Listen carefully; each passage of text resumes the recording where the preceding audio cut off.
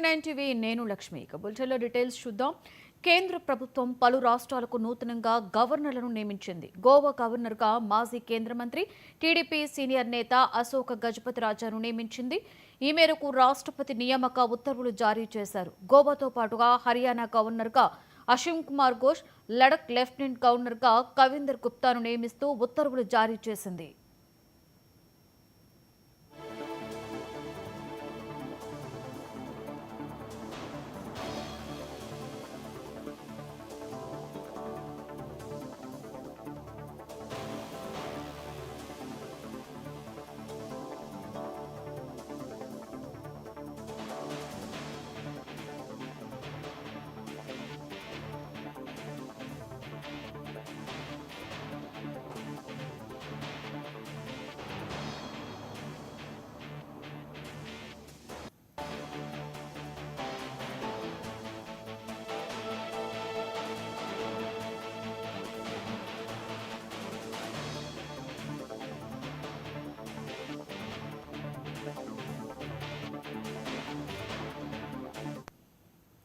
కాగా అశోక్ గజపతిరాజు ఆంధ్రప్రదేశ్ శాసనసభలో 25 సంవత్సరాలకి పైగా సేవలందించారు.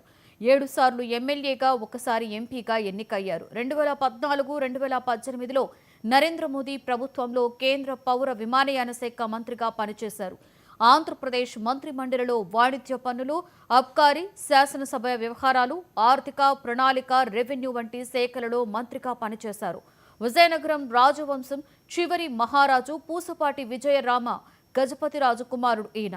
సింహాచలం ఆలయం, Maharaja Alak Narayan society of arts and sciences వంటి సంస్థల ద్వారా దాన ధర్మాలకు ప్రసిద్ధి ఈయన.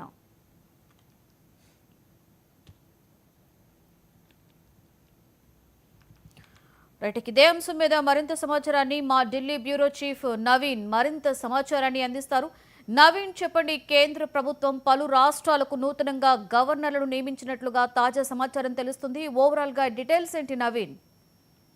3 రాష్ట్రాలకు నూతన గవర్నర్ ఇటు రాష్ట్రపతి ద్రౌపది ముర్ము కూడా నియమించినటువంటి పరిస్థితి తెలిపింది. ముఖ్యంగా గోవా గవర్నర్ గా టీడీపీ సీనియర్ నేత కేంద్ర మాజీ మంత్రి అశోక్ గజపతి రాజును కూడా నియమించడం జరిగింది. ఇటు హర్యానా గవర్నర్ గా ఇటు ప్రొఫెసర్ అశిమ్ కుమార్ ఘోష్ ని కూడా వారు నియమించారు. ఇటు లడక్ లెఫ్టినెంట్ గవర్నర్ గా కవిందర్ గుప్తాను కూడా నియమిస్తూ కొద్దిసేపు క్రితమే ఉత్తర్వులు జారీ చేసినటువంటి పరిస్థితి నెలకొంది. కాబట్టి కొద్దిసేపు క్రితమే ఇటు రాష్ట్రపతి కార్యాలయం నుంచి కూడా ఈ యొక్క ఉత్తర్వులు కూడా జారీ చేయడం జరిగింది. అయితే ఇటు గోవా గవర్నర్ మొత్తం ఇటు అశోక్ గజపతిని అది కూడా నియమించడం జరిగింది. అశోక్ గజపతి రాజు కీలకమైనటువంటి నేత. తెలుగు రాష్ట్రంలో సీనియర్ రాజకీయ నేతల్లో వారు ఒకరు 7 సార్లు కూడా వారు ఎమ్మెల్యేలుగా కూడా పనిచేయడం జరిగింది. దాంతో పాటు ఒకసారి ఎంపీగా గెలుపొందారు. 1978లోనే తొలిసారి జనతా పార్టీ తరఫున ఎమ్మెల్యేగా అశోక్ గజపతి రాజు కూడా వారు విజయం కూడా సాధించినటువంటి పరిస్థితి నెలకొంది. ఆ తర్వాత టీడీపీలో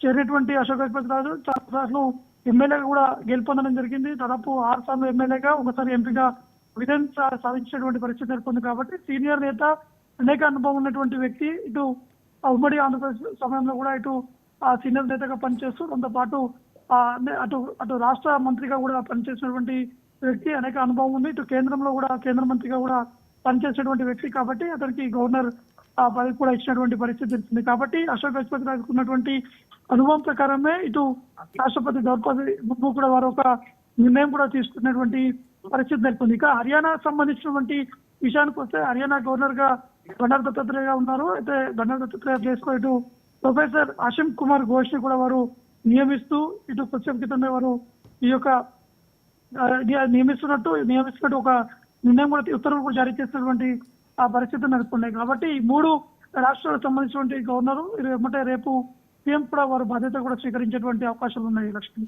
రైట్, థ్యాంక్ యూ నవీన్.